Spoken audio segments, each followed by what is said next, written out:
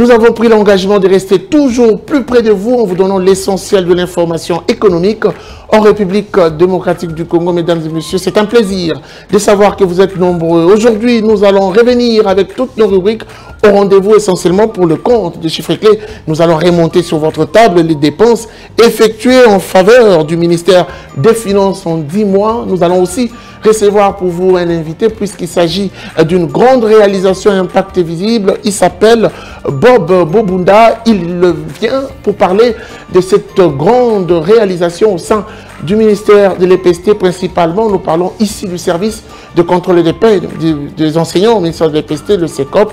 Il va nous dire de quoi il est question, mais avant tout, commençons d'abord par les nouvelles en bref. Tout de suite.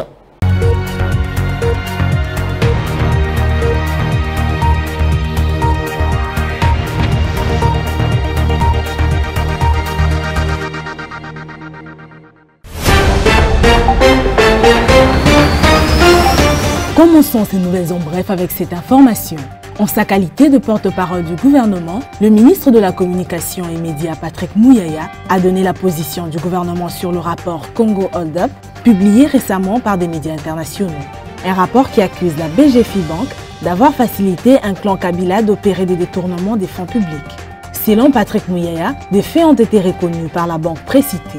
Des discussions entre l'Inspection générale des finances, la Banque centrale du Congo et la BGFI Bank ont abouti à un accord dans lequel la banque d'origine gabonaise s'est engagée à rembourser une somme d'environ 43 millions de dollars américains sur des faits de malversation qui datent d'il y a plus de 2 ans. Parlons cette fois-ci du gouvernement congolais qui compte bénéficier des signatures des contrats entre les intervenants, les acheteurs et les sociétés financières lors de la tenue de la DRC Africa Business Forum. C'est ce qu'a indiqué le ministre de l'Industrie, Julien Paluku, lors du briefing animé ce lundi 22 novembre 2021, en compagnie de son collègue de la communication et médias, Patrick Muyaya. En effet, ce briefing a été organisé dans l'objectif d'éclairer l'opinion sur les attentes du gouvernement congolais sur ce forum qui s'ouvre du mercredi 24 novembre pour se clôturer le jeudi 25 novembre 2021 au Palais du Peuple. Nouvelle en bref encore. Le gouvernement de la République démocratique du Congo a prévu dans son projet de loi des finances de l'exercice 2022 une enveloppe de 159,4 milliards de francs congolais, soit un montant équivalent à près de 80 millions de dollars américains pour le secteur de la pêche et élevage. Cette somme allouée au secteur de la pêche et élevage représente une proportion de 0,84% du montant total du budget général évalué à plus de 20 milliards de francs congolais, soit près de 10 milliards de dollars américains. Ces prévisions budgétaires du secteur de la pêche et élevage ont augmenté de 58,1% par rapport à leur niveau dans la loi des finances publiques de l'exercice en cours, où elles sont évaluées à plus de 100,8 milliards de francs congolais, soit plus de 50 millions de dollars américains. Terminons ces nouvelles en bref avec cette information. Le Premier ministre Jean-Michel Samalukonde Kyenge a présidé le lundi 22 novembre 2021 à Kinshasa la cérémonie de signature du programme Pays pour le travail décent 2021-2024, cadre de concertation entre les mandats tripartites. Cette cérémonie, organisée par le ministère de l'Emploi, Travail et Prévoyance sociale, est l'aboutissement d'un long processus de formulation, d'élaboration et de mise en œuvre du dit programme en République démocratique du Congo. C'est le fruit des efforts tripartites gouvernement, organisation des travailleurs et des employeurs avec l'appui des partenariats techniques et financiers. Voilà, de retour sur ce plateau, nous allons déjà prendre notre toute première rubrique. Il s'agit bien sûr des chiffres clés. Tout de suite.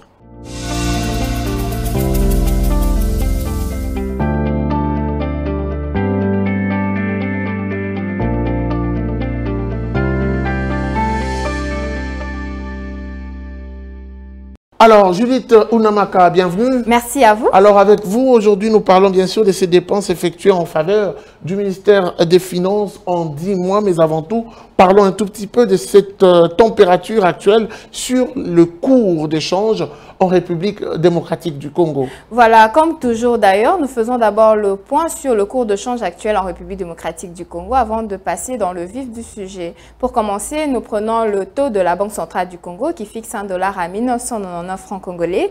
Un franc CFA revient à 3,46 centimes et 1 euro s'acquiert à 2271 francs congolais. Du côté du marché parallèle, nous avons ciblé cette fois-ci Kassavubu et dans ce lieu, 1 dollar se troque à 2000 francs congolais. Un franc CFA s'altère à 3,51 centimes et 1 euro se troque à 2342 francs congolais. Alors ma deuxième question, combien le Trésor public a décaissé en faveur du secteur des finances en 10 mois? Les dépenses publiques en faveur du ministère du Budget en 10 mois se sont chiffrées à 1,6 milliard francs congolais, soit 817,8 millions de dollars américains, renseigne le rapport sur les états de suivi budgétaire du ministère du Budget. Les prévisions budgétaires ont été arrêtées à hauteur de 1,8 milliard francs congolais, soit plus de 913,9 millions de dollars américains. Suivant ces données, il y a lieu de noter que le taux d'exécution budgétaire des dépenses du ministère de Finances est de 89,4% du montant total attendu. À l'éreintement de la guerre, il faut l'évoquer. Que tire exactement de la clé des répartitions de ces dépenses?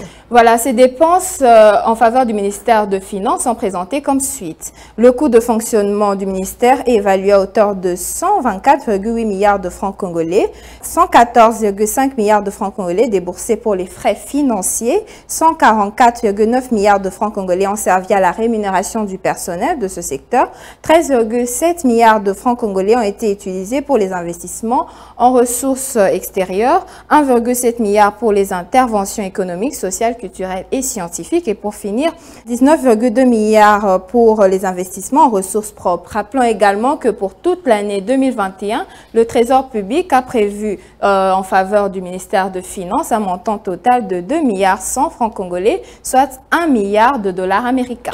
Merci beaucoup à vous, Judith Unamaka. Je rappelle que vous étiez à la présentation de la rubrique Chiffres clés. C'est toujours un plaisir. Merci à vous.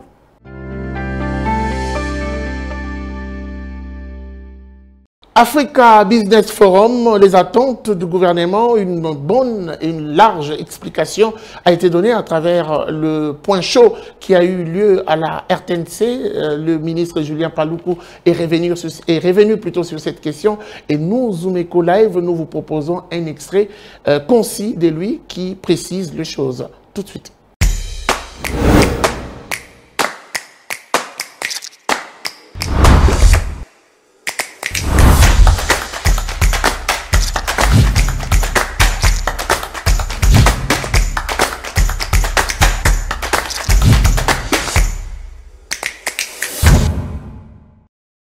Et donc, avec l'aide de la Commission économique des Nations Unies pour l'Afrique, il y a eu des pourparlers entre le gouvernement congolais et la CEA, c'est-à-dire la Commission économique des Nations Unies pour l'Afrique, pour effectivement que soit organisé ici en RDC un forum qui essaie un peu de passer en revue toutes ces potentialités et faire de l'Afrique les berceaux de la production des batteries électriques et donc des voitures électriques.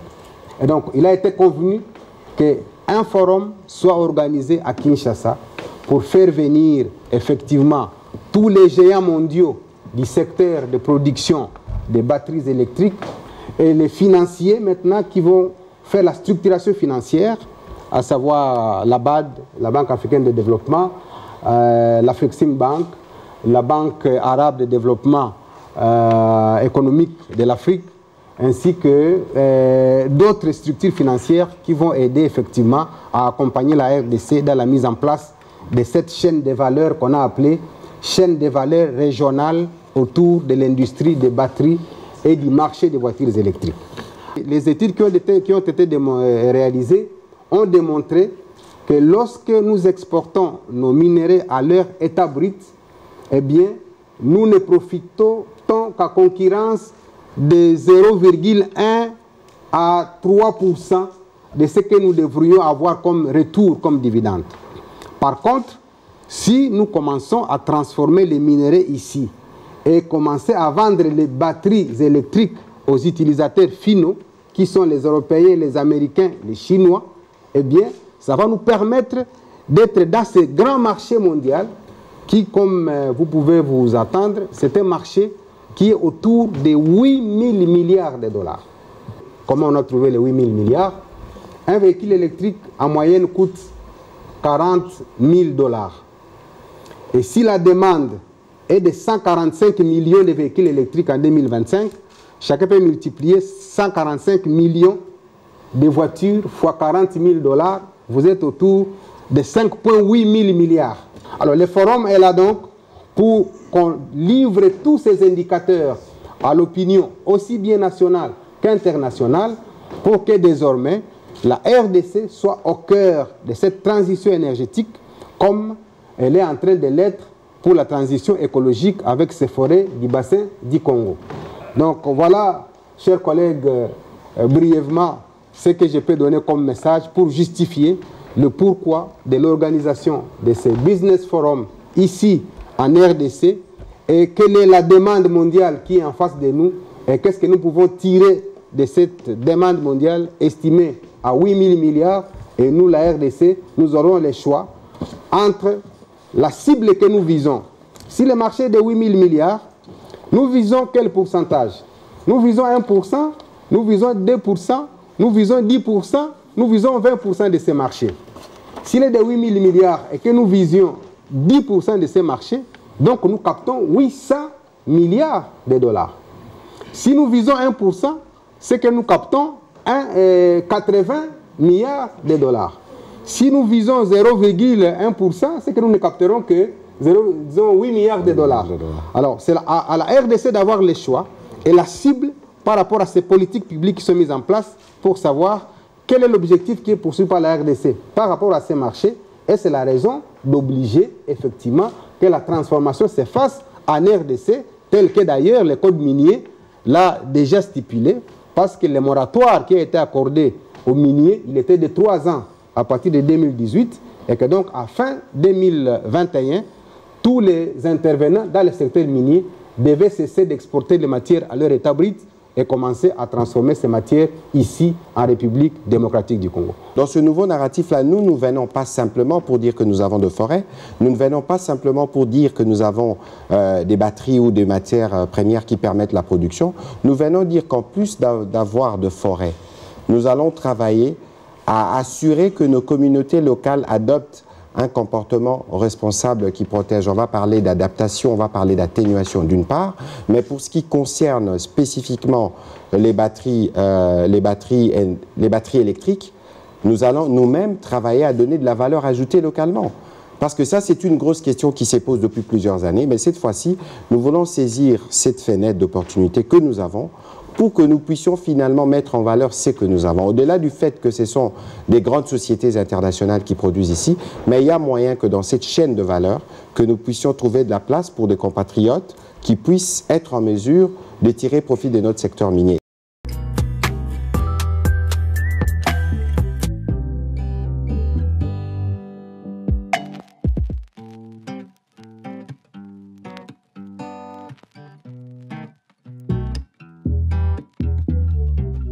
Le ministère de l'EPST continue à faire parler de lui. Aujourd'hui, nous revenons, puisqu'il s'agit d'une réalisation de plus. Il s'agit bien sûr de ce service CECOP qui vient d'enregistrer une grande réalisation à impact visible, bien sûr, avec à sa tête Papi Mangobé, qui est le directeur national. Oui, lui qui est considéré comme un des acolytes efficaces du ministre Tony Mwabakazadi, qui ne cesse de faire parler de lui depuis son avènement à la tête du ministère de l'EPST. Nous recevons pour en parler M. Bob Bobunda. Bienvenue. Merci. Alors, vous êtes directeur, gestionnaire de la base de données du CECOP. Comment se porte déjà le CECOP aujourd'hui, après autant de turpitudes? Non, mais je pense qu'aujourd'hui, les CECOP se portent très bien. Et la situation est vraiment calme, et surtout avec la tranquillité qu'a apporté le ministre, il faut le dire, le ministre Tony Mwaba. En tout cas, les choses se passent très bien au sein des CECOP. Voilà. Alors aujourd'hui, vous nous ramenez quand même une bonne nouvelle pour tous les enseignants, une nouvelle qui rentre même dans les différentes recommandations des assises de Mbouela. Je parlais bien de la commission paritaire bon gouvernementale et bon syndicale. Vous avez innové. Qu'est-ce qu'il y a de nouveau au CECOP? Donc, en effet, nous apportons une annonce, une grande annonce aujourd'hui pour toute la communauté, tant nationale qu'internationale. Et aujourd'hui, la direction nationale du CECOP vient de mettre en place une plateforme. Cette plateforme regroupe le fichier de la paye des enseignants, également les informations relatives aux données statistiques. Et donc, il n'y a plus question de défiler au CECOP pour avoir l'évolution des données statistiques liées à la paye des enseignants. En effet, plus question de défiler au niveau de la direction nationale, mais également au niveau de nos services déconcentrés pour connaître sa situation salariale aujourd'hui, et également dans le cadre de la transparence dans la gestion du fichier paye des enseignants. Alors, le CECOP vient de mettre en ligne le fichier paye des enseignants où n'importe quel enseignant avec son numéro d'identification CECOP peut accéder pour voir sa situation de paye. Quelle a été au préalable l'idée ou la nécessité qui vous a poussé à innover dans ce sens? Ok, comme vous le savez, le CECOP, c'est un grand service du ministère de l'EPST. Alors, à travers les différentes recommandations que nous avons reçues suite aux audits qui se sont succédés au sein du ministère, donc au niveau du CECOP, alors parmi les recommandations, il nous a été demandé, mais qu'est-ce qui se passe? Parce que le fichier, c'est le fichier des enseignants. Pourquoi un enseignant? Pour obtenir ces informations, pour accéder aux informations qui concernent sa situation salariale, doit se tracasser, se taper la tête à tout moment, aller au niveau de nos services, déranger, est-ce que je serai payé, est-ce que je suis payé? La raison pour laquelle nous avons dit, comme aujourd'hui, c'est tout le monde qui manipule les téléphones, comme tout le monde aujourd'hui a accès à Internet, nous avons dit, pourquoi pas mettre à la disposition de cet enseignant qui se trouve aujourd'hui en Ngandajika, qui se trouve aujourd'hui, je ne sais pas moi, en Bandaka, qui ne peut pas facilement atteindre la direction du CECOP ou l'antenne du CECOP, de pouvoir avoir accès aux informations concernant sa paye. Donc ce sont ces éléments qui nous ont motivés de pouvoir innover pour que désormais le fichier de paye des enseignants soit en ligne. Comment ça va se passer exactement? Bon, voilà. Cet enseignant qui nous suit en ce moment-ci est censé comprendre la démarche. Exactement. Comment ça va se passer? La procédure, elle est totalement simple. C'est-à-dire, vous avez votre téléphone, smartphone ou votre ordinateur. Il suffit de lancer votre navigateur Internet. C'est comme si vous consultez, vous allez sur Google ou un autre site que nous avons l'habitude de pouvoir consulter. Donc, vous accédez sur votre navigateur Internet, vous tapez l'adresse du site cecoprdc.com. Vous avez accès www.cecoprdc.com. Oui. Et là, vous avez accès à la plateforme qui contient le fichier de paye en ligne. Et lorsque vous y accédez, le système ou le site vous donne la possibilité de pouvoir cliquer sur le bouton consultation et vous verrez la mention « Je suis enseignant, j'ai saisi mon numéro CECOP ou mon nom ». Et une fois que votre numéro est saisi sur la zone de texte réservée à cet effet, vous avez automatiquement accès à votre situation salariale. Vous savez, pour le mois, par exemple, nous sommes au mois de novembre.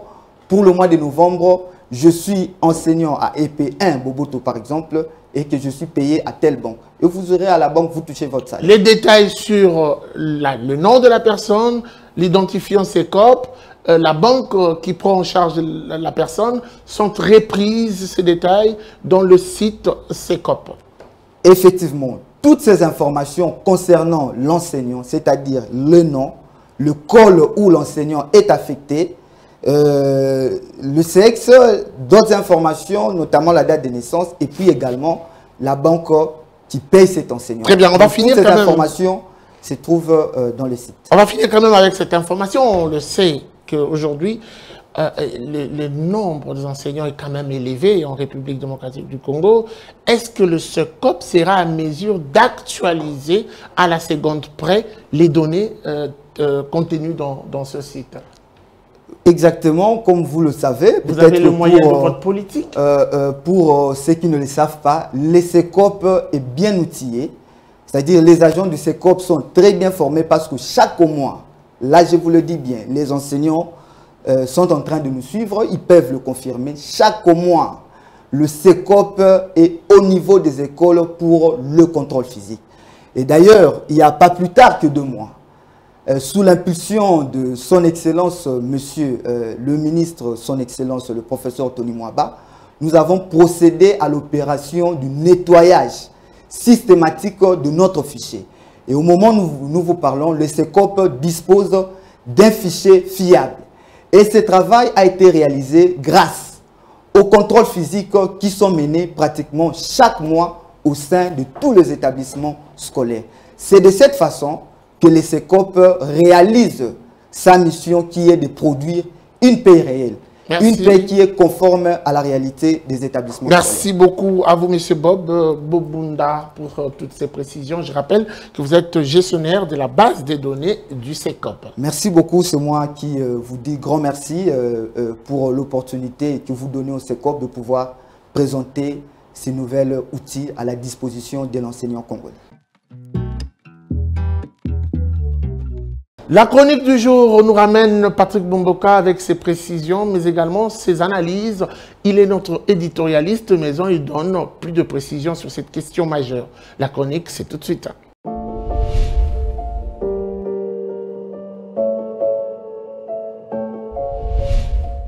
Bonjour. Dans le cadre du projet de budget de l'exercice 2022, le gouvernement congolais prévoit 75 milliards de réserves pour faire face aux sinistres et calamités. Ces dépenses exceptionnelles, sous ressources propres du gouvernement congolais, devraient d'ailleurs connaître un accroissement de 189,5% par rapport aux prévisions linéaires arrêtées fin juin 2021 à 25 milliards 900 millions de francs congolais. Il faudrait noter qu'à l'échéance du 30 juin 2021, le Trésor public n'avait décaissé qu'un total de 2,453 milliards de francs congolais, un montant équivalent à 1,187 millions de dollars américains au profit des urgences liées aux sinistres et calamités. À cette échéance donc, les taux d'exécution budgétaire s'étaient limités à 9,5% du montant total attendu. Tandis qu'en 2020, alors que les crédits votés étaient de l'ordre de 25 milliards de francs congolais, le gouvernement central avait dû dépenser 44,85 milliards de francs congolais face aux sinistres et calamités, dégageant ainsi un taux d'exécution évalué à 178,7%. Devant l'impossibilité pour le gouvernement congolais de prévoir toutes ces situations dues aux sinistres et calamités, il n'est pas étonnant que très souvent qu'il y ait un écart négatif entre les prévisions initiales et les dépenses réellement exécutées. Merci de nous avoir suivis.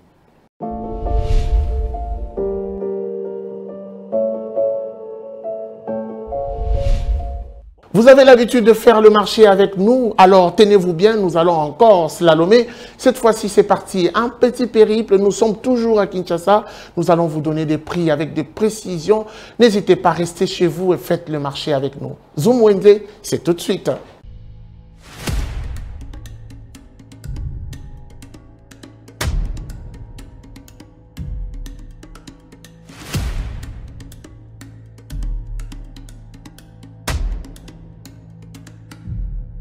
Bienvenue à tous. Avez-vous tout ce qu'il faut pour construire une maison? Les marchés du jour vous emmènent découvrir les prix de différents matériaux de construction. Sans plus tarder, Zoom Wednesday. Commençons notre Wednesday avec les prix d'une tonne pour la fondation qui revient à 30 $, 10 tonnes de sable à 10 $ pour le béton, 30 tonnes de caillasse à 790 $, 1 mètre cube de bois à 240 $ pour l'échafaudage, pour faire une caisse et aussi pour donner la forme de colonne. Un sac de ciment 32,5 revient à 16 900, un sac de ciment 42,5 revient à 17 900 francs congolais et le ciment blanc revient à 70 800 francs. Les briques pleins dimension 20 revient à 1,75 $, les briques pleins dimension 15 revient à 1,25 $ et les briques pleins 15 creux revient à 1 $. Les fers plats de 20 mm revient à 10 600 francs, fer plat de 25 mm à 13 600 francs congolais et les fers plats 30 mm revient à 14 500, fer plat de 40 mm coûte 20 900 et pour clouer vos tôles, nous avons le clou de tôle qui revient à 4 500 francs congolais, barre de fer dimension 6 à 13 600, barre de fer dimension 10 à 23 100 francs congolais, barre de fer dimension 14 à 41 000 francs et barre de fer dimension 20 revient à 85 000 francs congolais. Sans oublier qu'il y a des tôles en relief à 1 mm qui revient à 68 200 francs congolais. Merci de nous avoir suivis et retrouvons-nous prochainement pour un nouveau numéro. Il est temps de noter les différents rendez-vous et aujourd'hui, le 23 novembre 2021, nous allons donner la parole à Adassa Grace. Agenda, on y va.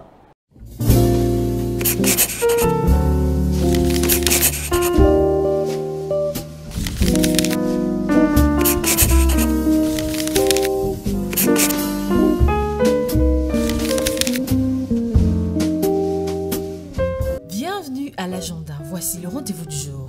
Business Forum 2021 débute ce mardi 24 au jeudi 25 novembre à Kinshasa et aura pour thème développer une chaîne de valeur régionale autour de l'industrie des batteries électriques, d'un marché des véhicules électriques et aussi des énergies propres. Un nouveau rendez-vous est à prendre avec la 6e génération des élites qui à son tour organise une journée de sensibilisation oratoire et qui sera axée sur l'importance de l'implication de jeunes élèves congolais dans l'épanouissement du secteur social de la RDC, les samedis 27 novembre prochain à Kinshasa.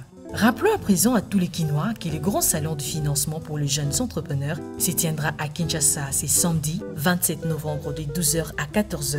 Et pour finir, signalons que le rendez-vous de l'émergence de jeunes par l'entrepreneuriat aura lieu à Kinshasa, au centre d'événements Romeo Golf, du 29 au 30 novembre 2021. Merci de nous avoir suivis. Au revoir. La débrouillardise à Kinshasa a un nom, nous l'avons intitulé Article 15 pour le compte de Zoom Eco Live. Aujourd'hui, il y a un volontaire qui a voulu partager avec nous sa petite expérience. Il s'est dit très à l'aise et arrive en même temps à nouer le 2 bouts du mois à travers sa petite activité commerciale. Il est donc notre invité. Tout de suite, Article 15, le reportage.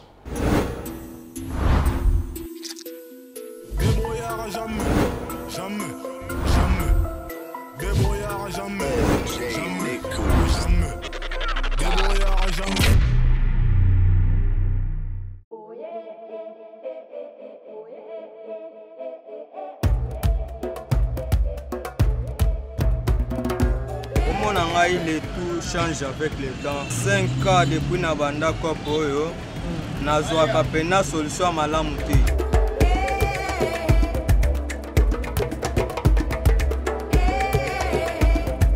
Nazana Namwasi Nabana Mibali. Mais pour Nangai Namona Loko te permettre de pour na Kopo. À part Kakana Zwa et Loko ne fils que Tolia Nanda, mais Yakobomba et ça.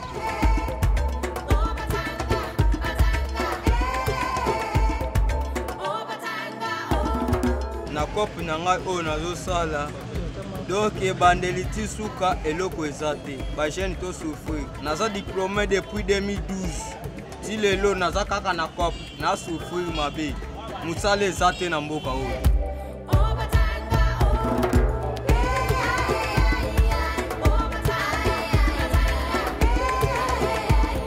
conseil mpona bagene balukela bango mosala omoni bagene makambo nyonso bazosala eza kozanga misala tako avandi aza piaka azoluka shimbo eza te suka era komona yo oza na mbongo na nzela ozotambola asala nini akolanda yo abotola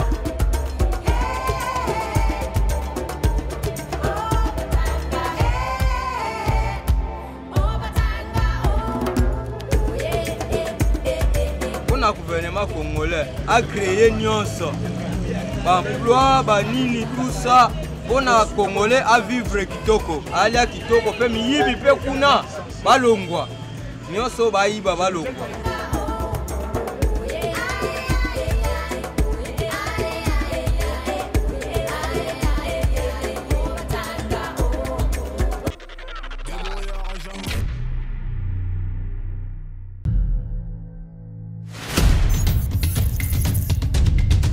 Nous avons pris l'engagement de toujours vous servir en vous donnant l'essentiel de l'information économique en RDC. Mesdames, Messieurs, c'est un plaisir de vous recevoir chez vous. Le gouvernement congolais dirigé par le Premier ministre Jean-Michel Sama Lukonde n'est jure que par la réduction du train de vie des institutions. Merci à vous, Judith Piombo, pour ce dossier. Merci, Unamaka.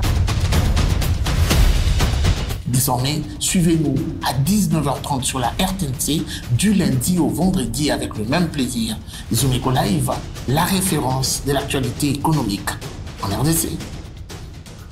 C'en est fini pour aujourd'hui. Merci de nous avoir suivis. La suite, ça sera sans doute au prochain numéro avec le même plaisir. Vivez heureux, vivez 100 ans. Au revoir et à très vite.